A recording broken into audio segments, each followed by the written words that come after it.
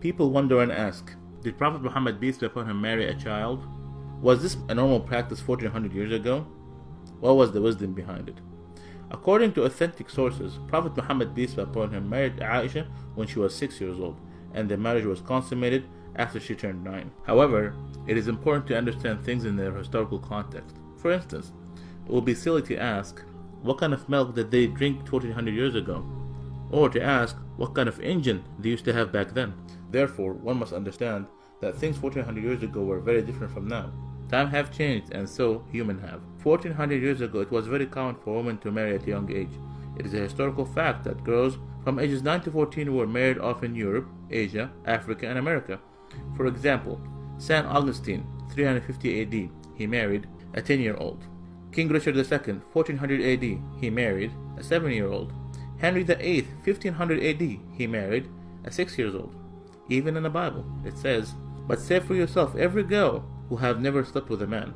According to Catholic Encyclopedia, Mary, the mother of Jesus, was 12 when she married 99-year-old Joseph. Before 1929, Church of England ministers could marry a 12-year-old in Britain. Before 1983, Catholic canon laws permitted priests to marry off brides at the age of 12. A lot of people are unaware in the United States, in the state of Delaware in the 1880, the minimum age for marriage was 7 years old, and in California it was 10 years. Even now, the marriage age for some states are 12 in Massachusetts, 13 in New Hampshire, and 14 in New York. At the time of the Prophet Muhammad, peace be upon him, those who refused his message tried every method and strategy to discredit him. They were always looking for opportunities to attack him, verbally or even physically.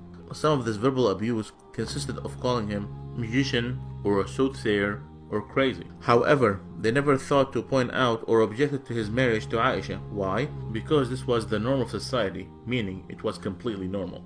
With that said, did you know that Prophet Muhammad, peace be upon him, he had only one wife, Khadija, throughout the first 54 years of his life?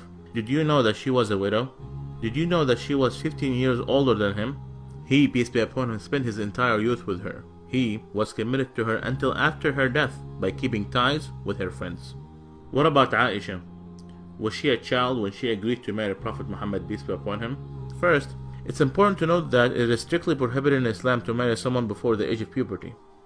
Note, the age of puberty varies throughout different times and different places. According to scientific references, girls might enter full-blown puberty anytime between the ages of 9 and 15. Also, the average temperature of the country is considered to be the chief factor with regard to menstruation and sexual puberty. So, was Aisha a child? No, she was not. So what about the wisdom behind this marriage? God always knows best. The marriage of Aisha was an instruction from God. Aisha narrated to us more than 2200 hadiths or sayings of Prophet Muhammad, peace be upon him. Aisha was exceptionally intelligent, and since she married Prophet Muhammad, peace be upon him, at a young age, she was able to learn so much from him. She later played an important role as a teacher, expert, and interpreter of Islam. So, there was so much wisdom behind this marriage. For those who do not know Prophet Muhammad, peace be upon him, Prophet Muhammad, peace be upon him, did not come to seek worldly pleasures, but rather, he warned us against them. His companions described him as a man of morality and said he was shyer than a virgin in her seclusion. When the believers asked him an awkward question, he would cover his face out of shyness. He taught us that each religion is known for a kind of morality, and the morality of Islam is shyness and modesty. قل إنما أنا بشر مثلكم يوحى إلي أنما إلهكم إله واحد فمن كان يرجو لقاء ربه فليعمل عملا صالحا ولا يشرك بعبادة ربه أحدا. Say, I'm only a man like you, whom revealed to him that your God is one God. So whomever would hope to meet his Lord, let him do righteous work, and not associate anyone with his Lord. If you have questions about Islam, ask a Muslim. Please like our Facebook page.